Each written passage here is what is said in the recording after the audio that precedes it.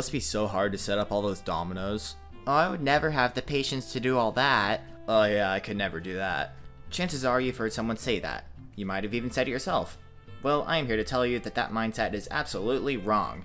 Truth is, it's fairly easy to set up dominoes. You don't have to start with an elaborate 10,000 domino setup, or 1,000 domino setup, or 100 domino setup.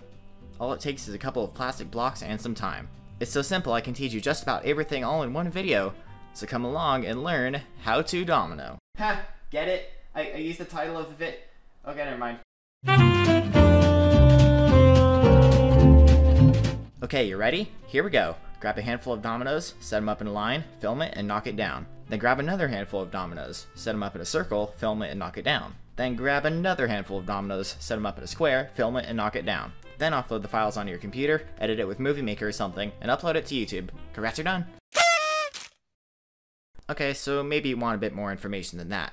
Alrighty then, let's pretend you have 10,000 dominoes. And maybe you do, who knows? The first thing you need is a place to build. It should preferably be a place where you can control the climate, the traffic, the sound, and hopefully the lighting. For example, a school gym would probably work for something like this, as long as you know people won't be coming through often, and as long as the floor is secure. If you want to figure out if the floor is secure enough to build on, stack 3 dominoes on top of each other like this and jump around next to it. Are they still standing? Good. Now if you feel like living on the edge, you could try building outside, although the conditions won't be ideal for obvious reasons. Yeah, never again. Now that you've got your location, you gotta plan your setup. Sprice Machines actually made a very useful domino planner that can be used to design large setups, and you can check out his tutorial and download link by clicking the eye in the corner. And now it's time to get to work. Clean up your building space and be sure to vacuum. You won't believe how much dust and crumbs are on the floor until you're down on your hands and knees setting up dominoes. Now's the time to set up a camera or two. You want to do this beforehand so you don't knock something over while carrying any gear around. A tripod is highly recommended, but a couple of boxes stacked on top of each other will do just fine. That's how I went for the first few months. Anyway, finish setting up your cameras, make sure to get the entire space in frame, and start recording. But wait, why should I start recording if I haven't set anything up yet? You're probably asking. First off, why are you talking to your computer monitor? That's weird. But more importantly, it's so you can use the footage as time-lapse material in the final product. It's also a great way to get any mishaps or fails on film. Anyway, once you're recording, it's time to start building. It's a good idea to build larger chunks of the setup first, and then connect them with lines once you're ready to knock it down. You can even take out small sections of the lines as safety gaps to be extra sure that there aren't any mishaps.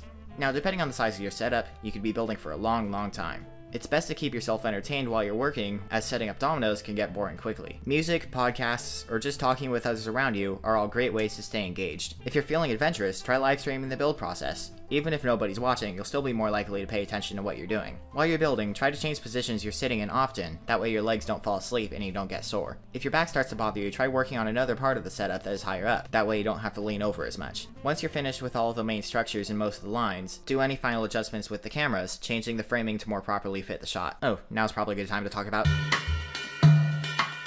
your approach to filming your setup should depend on the amount of cameras you have access to. There are several kinds of shots: still shots, panning tripod shots, handheld shots, and slider shots if you're fancy. As you add more cameras, you can set them up however you think it would work best. If you only have one camera, a handheld shot is probably your best approach, unless you're confident you can capture the entire setup with a panning tripod shot. For handheld shots, it's best not to zoom in too far, but still close enough that the individual dominoes can be seen. Make sure you have a steady hand and that you know what you're aiming the camera at. For panning tripod shots, make sure the camera can see everything it needs to. You'll also want to make sure the tripod is smooth. If it feels sticky or choppy, try greasing it up a bit. Still shots are fairly simple. Set up a tripod and put a camera on it.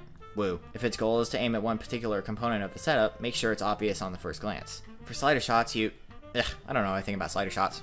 Go watch Film Riot. Depending on your camera, you might have anywhere from many to no controls to mess with. While it's tempting to set everything to auto and leave it alone, you can get much better results with just a couple of minutes. Now, like I said, not every camera has these options, so if you can't find it, you're out of luck. But these are the 5 main options of any good camera: focus, shutter speed, f-stop or aperture, ISO, and white balance.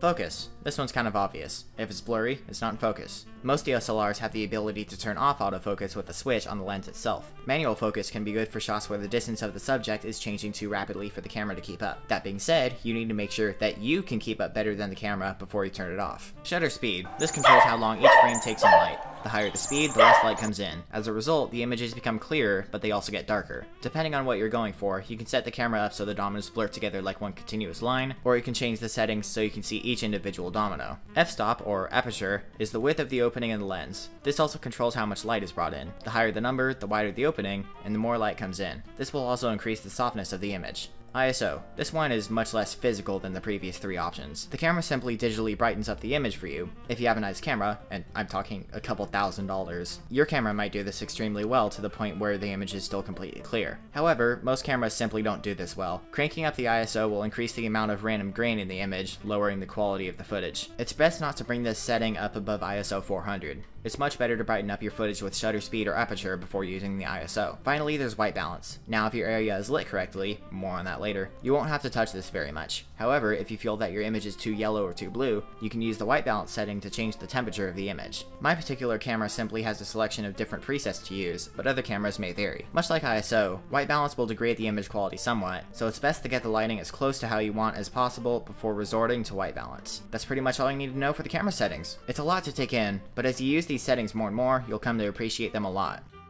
Okay, now let's talk about sound. In most cases, you can't do much about sound. However, do your best because every bit counts. If you're working in a public area, get people to quiet down. You don't exactly have to shout, "Quiet on set!" but let them know that you're about to film something and you'd appreciate it if they stay quiet. Also, turn off or mute any TVs, shut off the air conditioner if it's making noise, and unplug anything else that's making any extra noise. Lighting is a great way to improve the look of your setup. However, in most cases, you'll probably only have access to whatever lights are in the room, so you can use the previously mentioned camera settings to handle the light quality. However, there are a couple things that you should try to achieve no matter what. Number 1, make sure everything has the same amount of light. If one spot has too much light or one spot too little, that will cause the final image to be either too washed out or too dark to see. 2, make sure the light is the same color. More yellow is warm and more blue is cold. You can use these to your advantage as a stylistic choice, but it's best to make sure that the color is always a good sweet spot in the middle. Okay, got the camera set up? Are the lights on? Is it quiet? Okay, now it's time to fill in the safety gaps! If you forget to do this or miss a single gap, you'll hate yourself. Double and triple check that every gap is filled. Do a final once over to make sure that everything is done and ready to roll. Make sure the cameras are all recording and press the first domino. Did it work? Who cares? It's time for... Editing is where you get to piece your footage together into a final project. Pile all of your footage into a folder and start editing. It doesn't matter what your editing software is, because you don't need much to edit the video. Movie Maker just works fine for crying out loud. In fact, I edited this entire video on it.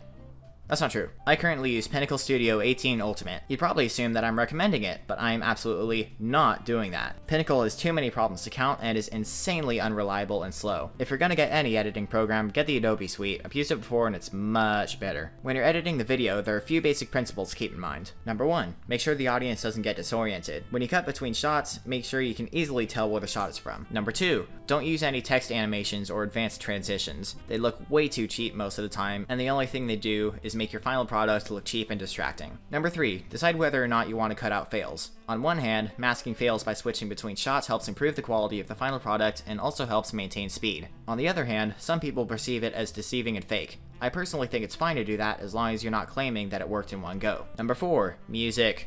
Be careful what music you choose because it might be copyrighted. Anything by no copyright sounds is great to use, but try to find a song that isn't completely overplayed. If you're not trying to earn money from the video, you can use music from pretty much any artist. Just make sure it's not blocked in any countries. You can find out if it's blocked by going to youtube.com/music_policies and looking up the song title. Once you've edited the video how you like it, export it and upload it to YouTube. Congrats, you've made an entire domino video. If you use this tutorial to make your first domino video, email me a link so I can check it out. So that's how to domino. Now that your video's up, you can start fresh with brand new ideas tomorrow. Oh no. No!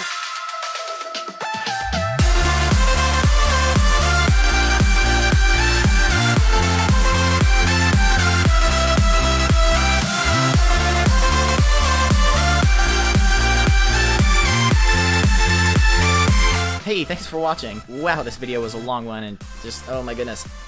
Anyway, I wanted to mention that some people don't really know that I have a second channel. I do. If you go into the description on some videos, there's sometimes a link to the behind the scenes video. Anyway, be sure to leave like, subscribe, most support, the comment to give me some of that beautiful feedback. And with that, ladies and gentlemen, I will see you next Friday.